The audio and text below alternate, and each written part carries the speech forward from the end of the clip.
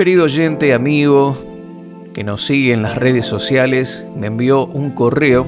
Si tú quieres hacernos algún tipo de preguntas, tienes inquietudes que quieres compartir con nosotros, cuestiones que estás atravesando, no encontrás una respuesta, tenés dudas y querés compartirla con nosotros para que podamos responderla a través de estos espacios radiales, escríbeme a marioserrano@live.com.ar, a mariorubenserrano@yahoo.com.ar, o también buscame en Facebook como Mario Rubén Serrano y ahí me podés hacer llegar tu comentario, tu carta, tu inquietud, y vamos a tratar, dentro de nuestras posibilidades, de responder a las preguntas que nos dejen a través de esos medios. Esta persona nos escribe desde México, nos cuenta, estaba en una etapa de su vida donde sentía la presencia de Dios muy fuerte en su corazón y que en una oportunidad, escucha esto, es interesante, en una oportunidad escuchó la voz audible de Dios. Cuando él comentó esto, mucha gente no lo creía, pero él asevera haber escuchado audiblemente la voz de Dios. A tal punto, escuchaba la voz de Dios que el Señor le iba mostrando qué hacer con respecto al trabajo. Esto lo llevó a prosperar en su empresa, a avanzar económicamente, y este progreso trajo riqueza, trajo abundancia. Él estaba casado, pero también trajo estrés, preocupaciones, nerviosismo de todo tipo, y me cuenta en su carta que esto lo llevó a descargar todo ese nerviosismo, ese estrés, eso que estaba atravesando, cometiendo infidelidad, siéndole infiel a su esposa. Buscaba mujeres solteras y era infiel a su esposa. Esto duró por algún tiempo hasta que toda esta prosperidad, esta abundancia, estas puertas de oportunidades se empezaron a cerrar y quedó prácticamente en la calle. Después de muchos años se está enfrentando una gran crisis económica y me cuenta que hace un tiempo su esposa se enteró por correo de un correo que le envió una de las personas con las que este hombre salía, y se enteró de que él le había sido infiel. Esto perjudicó terriblemente su relación. Dice él en su carta que lo agarró a arañones, lo empujaba, lo pateaba, y que así viven, ¿sí? De esta manera, en una situación terrible, y que no deja esta mujer dolorida, herida por supuesto, a través de la infidelidad de su esposo, no deja de recordarle casi todos los días esta situación. Él me cuenta y me pregunta cómo salir de todo esto, cómo enfrentar todo esto, y tenemos varias cosas que podríamos mencionar. Primeramente, que la mujer, la esposa, es lógico que esté dolorida. Vas a tener que ganarte la confianza de ella nuevamente, trabajar para esto, para alcanzar ese nivel de confianza que es necesario para un matrimonio. El matrimonio es un pacto, no es un contrato, y son una sola carne. Los dos son una sola carne, entonces tienen que trabajar juntos en esto. Y mi querido amigo, vas a tener que tratar de ganarte nuevamente la confianza de tu esposa. Va a llevar tiempo, pero si ella ve en ti el cambio, la disposición y tu comprensión, porque no es nada fácil saber que tu cónyuge te engañó, vas a poder nuevamente restablecer tu relación. Pero no es de la noche a la mañana. Cada persona tendrá sus etapas para poder superar todo esto, pero vas a tener que tener paciencia y no criticarla, sino que, asumir las responsabilidades. El pecado es una siembra. Cuando sembramos, cosechamos. Entonces, no podemos hablar mal o quejarnos de la cosecha que tenemos, siendo que nosotros hemos sembrado esas semillas. Si sembramos naranjas y recibimos naranjas, no nos podemos quejar al respecto. Si sembramos manzanas y cosechamos manzanas, es lo lógico, ¿sí? Si sembramos infidelidad, mentiras y engaños y recibimos el dolor, el sufrimiento de la persona que ha sido dolorida, ha sido afectada por toda esta infidelidad, parte de la cosecha que hay que sembrar por haber hecho las cosas mal. Entonces, paciencia.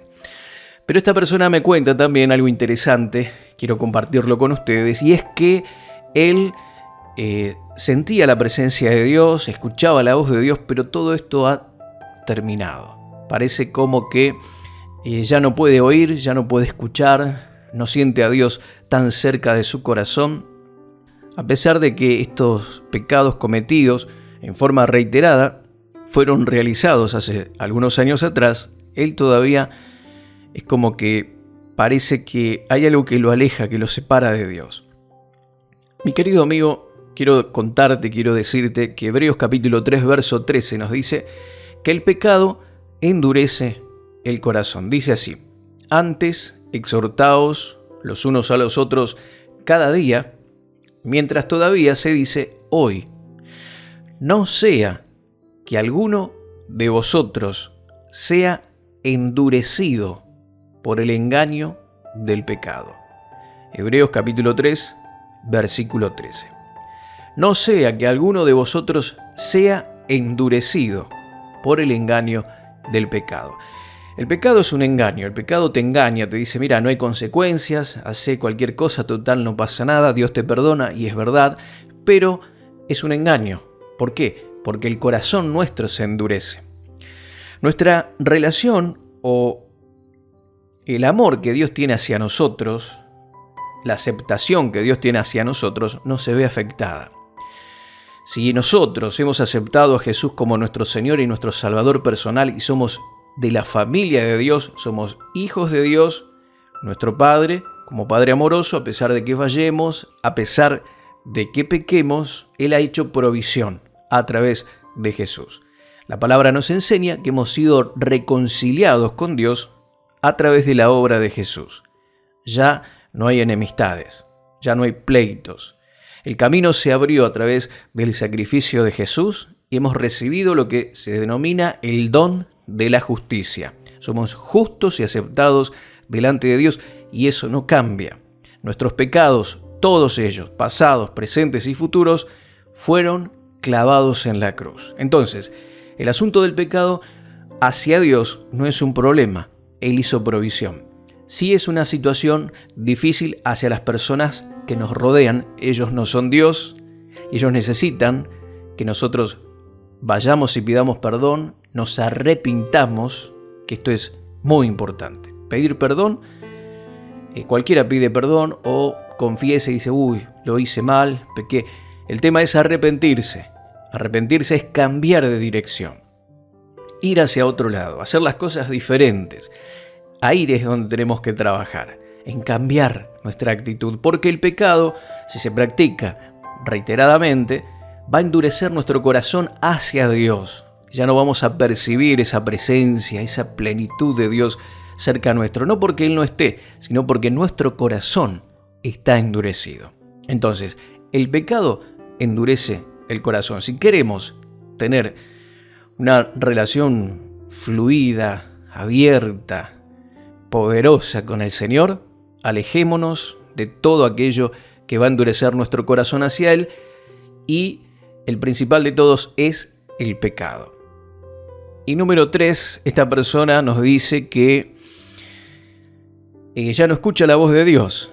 Bueno, yo en verdad nunca escuché la voz de Dios en forma audible, creo que no es tan habitual, pero no tenemos que guiarnos de eso para medir nuestro nivel espiritual o la cercanía que Dios tiene hacia nuestras vidas, si es que escuchamos la voz de Dios en forma audible o no.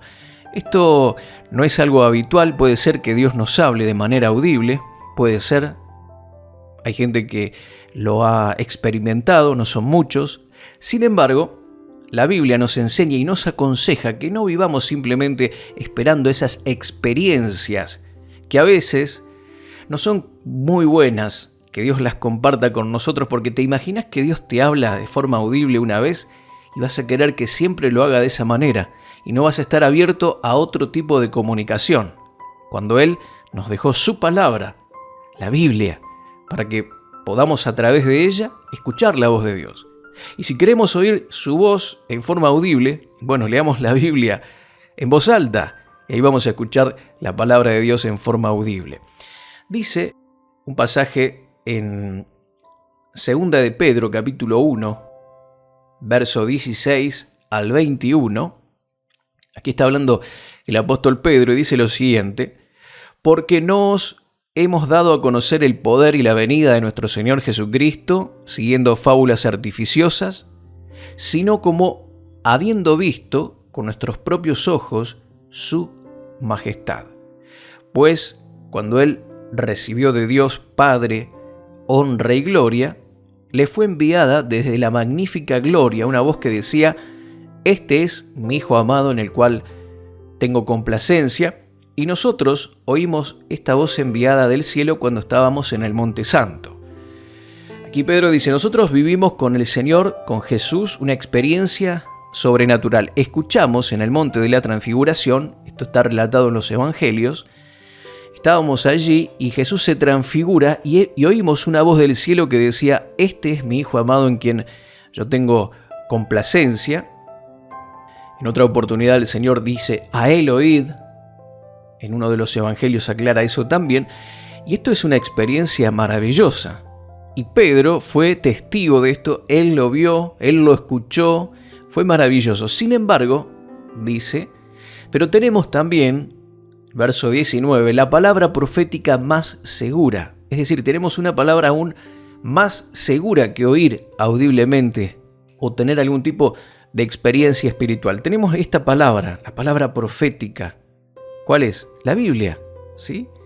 La Biblia, a la cual hacéis bien en estar atentos como a una antorcha que alumbra en lugar oscuro hasta que el día esclarezca y el lucero de la mañana salga en vuestros corazones. Entendiendo primero esto, que ninguna profecía de la Escritura es de interpretación privada, porque nunca la profecía fue traída por la voluntad humana, sino que los santos hombres de Dios hablaron siendo inspirados por el Espíritu Santo. Aquí hay mucho contenido, pero en definitiva está diciendo: ustedes pueden confiar en la integridad de la palabra de Dios. Todo el consejo de Dios está ahí, en la palabra. Es la palabra profética más segura. Y alguien dice por ahí: bueno, pero la Biblia la escribieron los hombres. Yo prefiero escuchar la voz de Dios audible y no leer un libro escrito por los hombres. Bueno, ¿sabes qué? Acá la Biblia no lo oculta eso. Aquí dice que ninguna profecía fue traída por voluntad humana, sino que los santos hombres de Dios hablaron siendo inspirados por el Espíritu Santo.